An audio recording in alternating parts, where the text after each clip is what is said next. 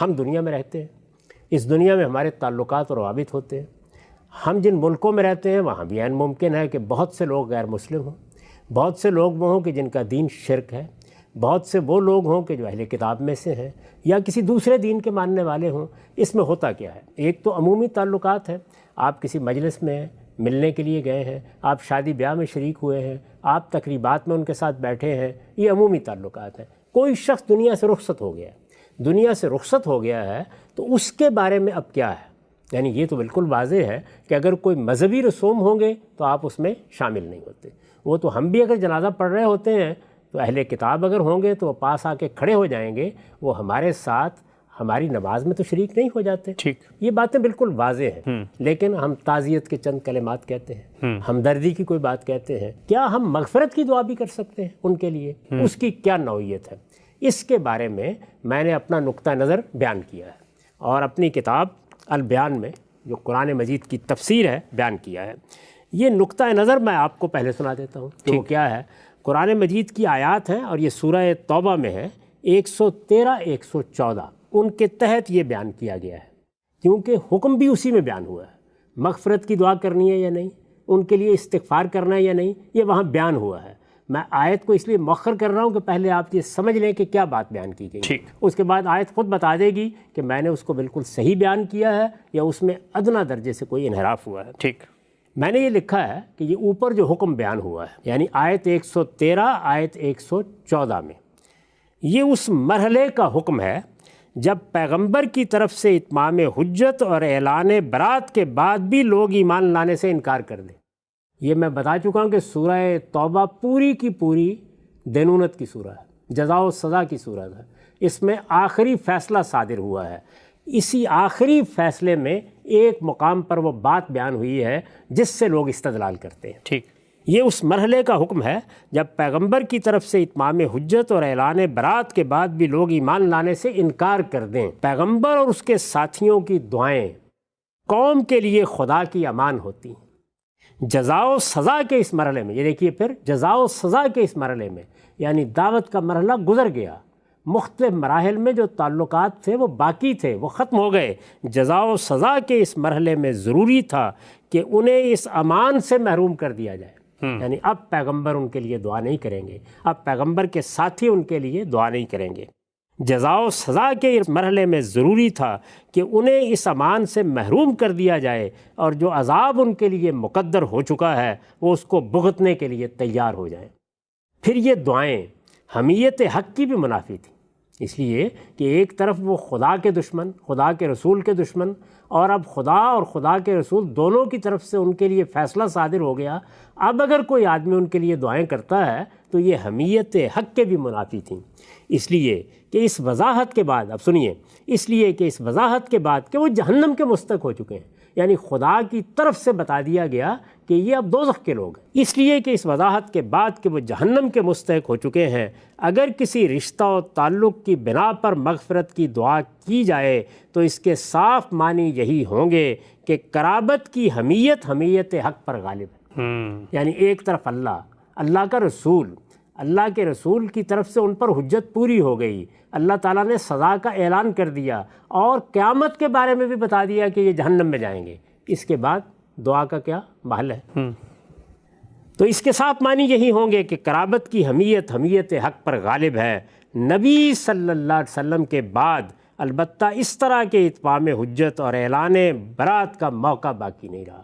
یہی ہے وہ بات جو ہم نے ان سب نشستوں میں بیان کی ہے کہ اب اس کے بعد نہ اس طرح اتمام حجت کوئی کر سکے گا، نہ اس طرح کا برات کا موقع آئے گا. اب ہمارا تعلق کیا ہے؟ دعوت کا. اب ہمارا تعلق انسانیت کے رشتوں کا. اب ہمیں پیغام پہنچانا ہے تاکہ سب لوگوں کو ہم اللہ کے دین کی طرف بلائیں. ٹھیک، نبی صلی اللہ علیہ وسلم کے بعد البتہ اس طرح کے اتمام حجت اور اعلان برات کا موقع باقی نہیں رہا. چنانچہ کوئی حرج نہیں کہ کفر و شرک کے کسی مرتکب کے لیے بھی ان الفاظ میں دعا کر دی جائے. ان الفاظ میں، اس پر بھی میں نے یہ نہیں کہا کہ عمومی دعا کریں آپ، ان الفاظ میں دعا کر دی جائے جو سیدنا مسیح علیہ السلام نے اختیار فرمائے ہیں. سیدنا مسیح علیہ السلام کا مکالمہ نقل ہوا ہے سورہ مائدہ میں. قیامت میں وہ اپنے پروردگار کے سامنے کھڑے ہیں اور وہاں پر واضح ہو چکا ہے کہ کہ ان کی قوم کے لوگوں نے ضلالت اور گمراہی اختیار کر لی ہے، ان کی گمراہی پر بھی اللہ کا حکم آ چکا ہے، اس کے بعد وہ کیا کہتے ہیں اپنی قوم کے بارے میں۔ چنانچہ کوئی حرج نہیں کہ کفر و شرک کے کسی مرتکب کے لیے بھی ان الفاظ میں دعا کر دی جائے جو سیدنا مسیح علیہ السلام نے اختیار فرمائے ہیں کہ ان تعذبہم فإنہم عبادک وإن تغفر لہم فإنک انت العزیز الحکیم۔ آپ انہیں سزا دیں، پروردگار آپ انہیں سزا دیں تو وہ آپ کے بندے ہیں، اور اگر معاف کر دیں تو آپ زبردست ہیں، بڑی حکمت۔ سبحان اللہ۔ یہ میرا موقف ہے، یہ میں نے بیان کیا ہے۔ یعنی یہ جو سوال ہے کہ کیا ہم مغفرت کی دعا کر سکتے ہیں، یہ پوری بات ہے جو میں نے کہی ہے۔ ٹھیک۔ اور یہاں یہ بتایا ہے کہ قرآن مجید میں اس کا جو حکم سورہ توبہ میں بیان ہوا ہے وہ کس محل میں ہے، کس موقع پر ہے۔ اب آپ اصل حکم کو بھی سن لیجئے اور دیکھ لیجئے کہ اس میں یہی بات کہی گئی ہے۔ ارشاد فرمایا ہے ما کان للنبی والذین آمنوا ان یستغفروا للمشرکین ولو کانوا اولی قربی من بعد ما تبین لهم انہم اصحاب الجحیم وما کان استغفار ابراہیم لابیہ الا عن موعدۃ وعدہا ایاہ فلما تبین له انہ عدو للہ تبرأ منہ ان ابراہیم لأواہ حلیم۔